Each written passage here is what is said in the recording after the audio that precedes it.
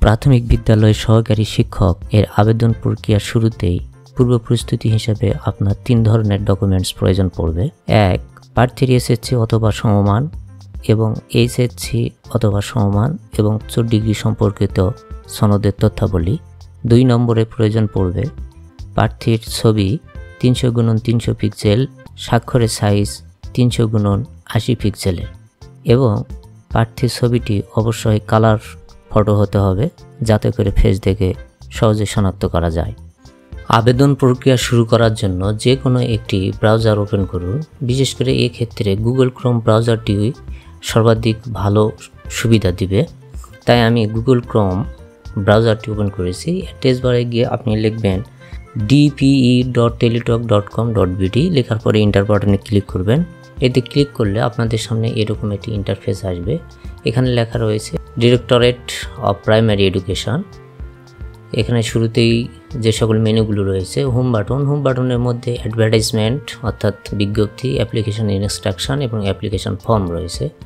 এরপরে applicants copy download option রয়েছে। Payment status check up করার জন্য অপশন রয়েছে। ইউজার আইডি হারিয়ে গেলে সেটি রিকভার করার জন্য অপশন রয়েছে এবং অ্যাডমিট কার্ড প্রস্তুত হলে সেক্ষেত্রে অ্যাডমিট কার্ড ডাউনলোড অপশন রয়েছে এবং হেল্প অপশন রয়েছে। তো আমরা শুরুতেই হোম মেনুতে অ্যাডভার্টাইজমেন্টটি ভালো করে দেখে নেব, অ্যাপ্লিকেশন ইনস্ট্রাকশনটি ভালো করে পড়ে নেব, তারপরে আমরা অ্যাপ্লিকেশন ফর্মে ক্লিক করব। অ্যাপ্লিকেশন ফর্মে ক্লিক করলে আমাদের সামনে যে পোস্টটি অ্যাভেলেবল সেটির নাম দেখাবে এবং লেখা রয়েছে অ্যাসিস্ট্যান্ট টিচার অর্থাৎ সহকারী শিক্ষক, রংপুর, বরিশাল এবং সিলেট বিভাগের জন্য এই সার্কুলার। এখানে চেকবক্সের টিক চিহ্ন দেওয়ার পরে নেক্সট বাটনে ক্লিক করতে হবে।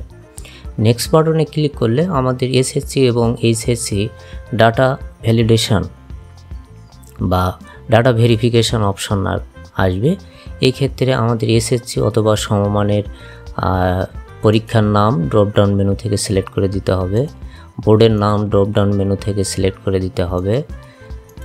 এরপরে রোল নম্বর এখানে টাইপ করে দিতে হবে, রেজিস্ট্রেশন নম্বর যথাযথ এখানে টাইপ করে দিতে হবে এবং পাশের সাল 2001-এর পরে যেটি হবে সেটি এখান থেকে ড্রপডাউন মেনু থেকে সিলেক্ট করে দিতে হবে।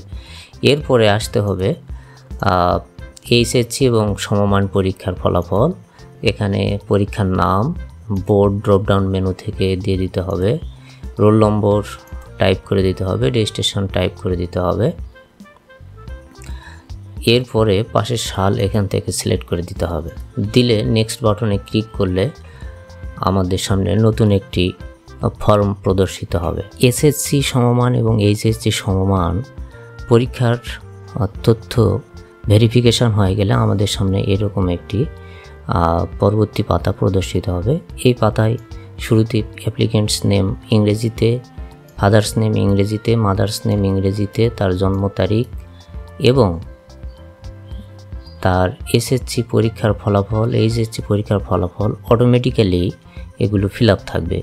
এরপরে যে ঘরগুলো আমাদের লাল বর্ডার রয়েছে সেগুলো আমাদের অবশ্যই পূরণ করে দিতে হবে। এরপরে রয়েছে প্রার্থীর নাম বাংলায়, প্রার্থীর পিতার নাম বাংলায়, প্রার্থীর মাতার নাম বাংলায়, প্রার্থীর ধর্ম। এরপরে রয়েছে ন্যাশনাল আইডি কার্ড যদি থাকে তাহলে ইয়েস দেওয়ার পরে এটি পূরণ করে দিতে হবে। এরপরে বার্থ রেজিস্ট্রেশন যদি থাকে তাহলে ইয়েস দিয়ে পূরণ করে দিতে হবে, না থাকলে নো। পাসপোর্ট থাকলে ইয়েস, না থাকলে নো। এরপর marital status single, married or others দিয়ে দিতে হবে। মোবাইল নম্বর এবং পুনরায় মোবাইল নম্বর কনফার্ম করতে হবে। এরপর এখানে একটা ইমেল আইডি দিতে হবে। তারপরে তার বয়স বেশি হলে সেক্ষেত্রে কেন বেশি সেটা দিতে হবে। যদি ফ্রিডম ফাইটার হয় সেখানে ক্লিক করলে ফ্রিডম ফাইটারের এই বক্সের নাম, সার্টিফিকেট নম্বর, ডেট ইত্যাদি উল্লেখ করতে হবে। আর যদি সে ফিজিক্যালি হ্যান্ডিক্যাপড হয় অর্থাৎ সেটুকু শুধুমাত্র দিলেই চলবে। এরপরে স্পেশাল কোনো কোটা রয়েছে কিনা, যেমন পুষ্য কোটা, যদি স্পেশাল কোটা হয় তাহলে সেখানে ইয়েস দিতে হবে, আর না হলে নো।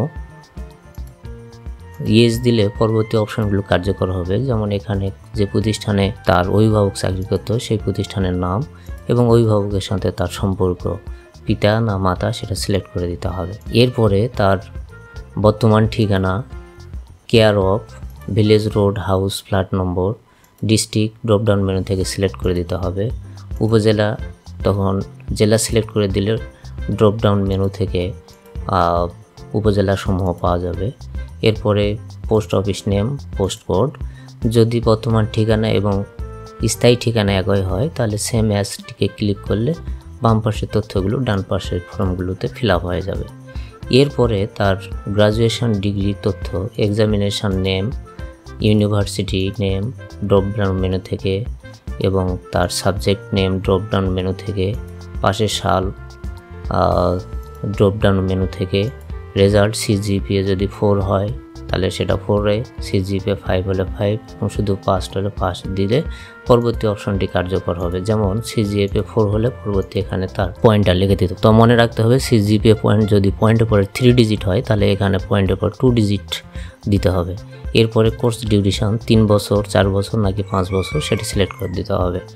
এরপরে যদি মাস্টার্স অথবা সমমানের কোনো ডিগ্রি থাকে তাহলে এখানে টিক চিহ্ন দিয়ে এই বক্সের তথ্যগুলো পূরণ করতে হবে। এরপরে এখানে ভেরিফিকেশান কোড রয়েছে, এই কোডটি এখানে যথাযথভাবে দিতে হবে। দেওয়ার পরে এখানে লেখা রয়েছে I declare that the information provided above are correct, মানে উপরে প্রদত্ত তথ্যগুলো সম্পূর্ণ সঠিক, সত্য এবং যথাযথ। যদি ভুল হয় তাহলে আমার বিরুদ্ধে কোনো ব্যবস্থা নিলে আমি মেনে নেব। তাহলে এখানে চেকবক্সে টিক চিহ্ন দিয়ে সাবমিট করতে হবে। সাবমিট করলে এই পুরো অ্যাপ্লিকেশনের একটা প্রিভিউ দেখা যাবে। 2 নম্বর পাতার সবগুলো তথ্য যথাযথভাবে পূরণ করলে আমাদের সামনে পরবর্তী পাতা অর্থাৎ 3 নম্বর পাতাটি এভাবে প্রদর্শিত হবে। এটি হচ্ছে অ্যাপ্লিকেশনের একটি প্রিভিউ। যদি আপনারা মনে করেন তাহলে এই প্রিভিউ যদি কোথাও কোনো পরিবর্তনের প্রয়োজন হয় তাহলে লেখা রয়েছে click here two edit the application, এখানে ক্লিক করে অ্যাপ্লিকেশনটি পুনরায় এডিট করা যাবে। যদি মনে হয় যে সবগুলো তথ্য সঠিক আছে, যথাযথ রয়েছে, তাহলে এখান থেকে আপনি চুজ এ ফটো 300x300 পিক্সেলের একটি ফটো এখানে দিবেন এবং সিগনেচার এখানে বিশেষ দ্রষ্টব্যতে লেখা রয়েছে photo must be 300x300 pixel এবং জেপিজে ফরম্যাট হতে হবে এবং সেটি 100 কেবির মধ্যে হতে হবে, তবে ন্যূনতম 4 কেবি হতেই হবে এবং সিগনেচারটি অবশ্যই 300x80 পিক্সেলের হতে হবে জেপিজে ফরম্যাটে এবং সেটি সর্বোচ্চ 60 কেবি এবং ন্যূনতম 3 কেবির মধ্যে হতে হবে। ছবিটি স্পষ্ট রঙিন হতে হবে যাতে করে তার চেহারা দেখে শনাক্ত করা যায়। এরপরে আপনাকে ডিক্লিয়ারেশন অপশানে টিক চিহ্ন দিয়ে সাবমিট করতে হবে।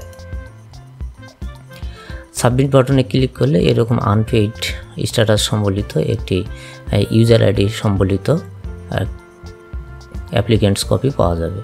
এই অ্যাপ্লিকেন্টস কপিটি ডাউনলোড করে ভালো করে দেখে নিতে হবে যে কোথাও কোনো ভুল ত্রুটি রয়েছে কিনা।